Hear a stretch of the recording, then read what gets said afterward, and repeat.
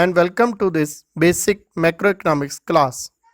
I am your teacher Mohammad Nadeem Sarwar. Today we shall discuss the Baumann-Tumben model of cash management. This model is one of the models from transactions theories of money demand. Transactions demand for money arises from the use of money in regular payments. Therefore, transaction theories emphasize the role of money as a medium of exchange. These theories best explain why people hold narrow money, such as currency and demand deposits, as opposed to saving accounts or treasury bills. These theories assume that money has a cost of earning a low rate of return and the benefit of making transactions more convenient. So, the trade off is between the amount of interest an individual forgoes by holding the money and the convenience of holding amount of money in day-to-day transactions. To explain the demand for money, we rely on Baumann-Tumben model of cash management. This model analyzes the cost and benefits of holding money.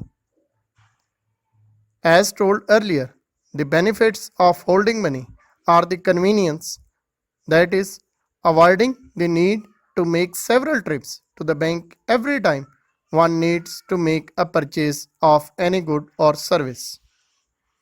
On the other hand, the cost of holding money is the interest foregone and the inconvenience of the trips to the bank to make day-to-day transactions.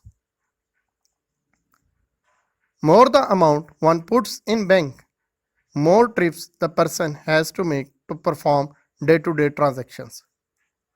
However, the interest earned in this case will also be high. Therefore, the greater the number of trips to the bank, the larger the amount earning interest in saving account.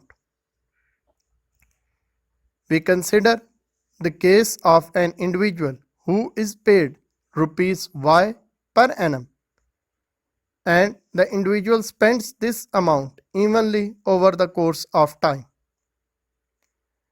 At one extreme, the person can take all cash upfront and spend at a rate of rupees Y over 365 per day, and on the other extreme, one would leave the money in the bank, deposit it into the saving account, and travel to the bank each day to withdraw rupees Y over 365 for day-to-day use.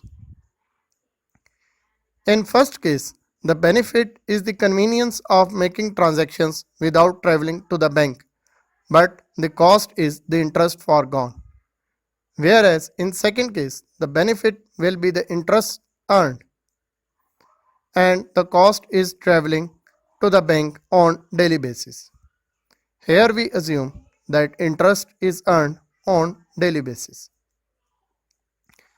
Therefore, the greater the amount deposited in the bank, the larger the interest earned and greater the number of trips to the bank.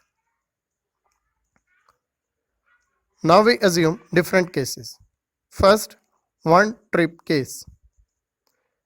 With one trip, that is, the person goes to the bank on the first day and withdraws all the amount.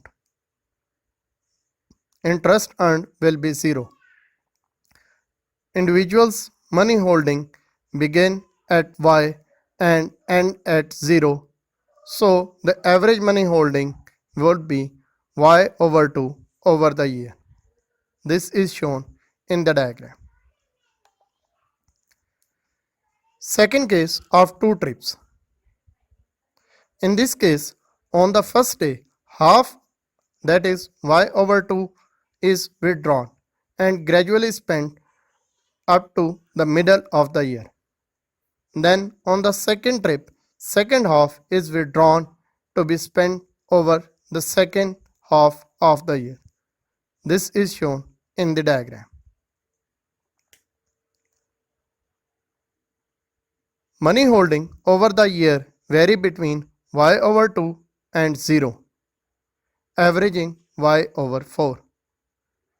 Because less money is held on the average, the individual forgoes less interest but has to make 2 trips to the bank. Now the n trips case. If an individual makes n trips to the bank, then he or she will withdraw y over n at each trip and spend it over 1/nth period of the year. This is shown in the diagram. In this case, money holding over the year vary between y over n and 0. The average will be y over 2n. Because less money is held on the average, the individual earns more interest but has to make more trips to the bank. So, more trips lead to higher interest earning but also lead to increase in cost. The question is, how many trips are optimal? Another way of looking at the problem is that individual aims to minimize the cost of money management over the period. Let F be the fixed cost of a trip to the bank and I be the interest rate. Then total cost is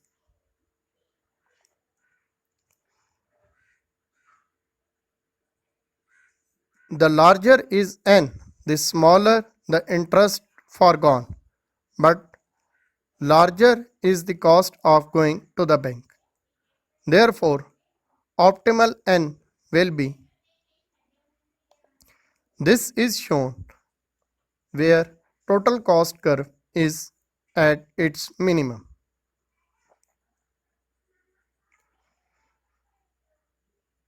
The average money holding in case of n trips is y over 2n. This leads to famous square root Bowman-Tobin formula for the demand of money. This formula is given as the Bowman-Tobin demand for money shows that the demand for money decreases with the interest rate and increases with the cost of transaction.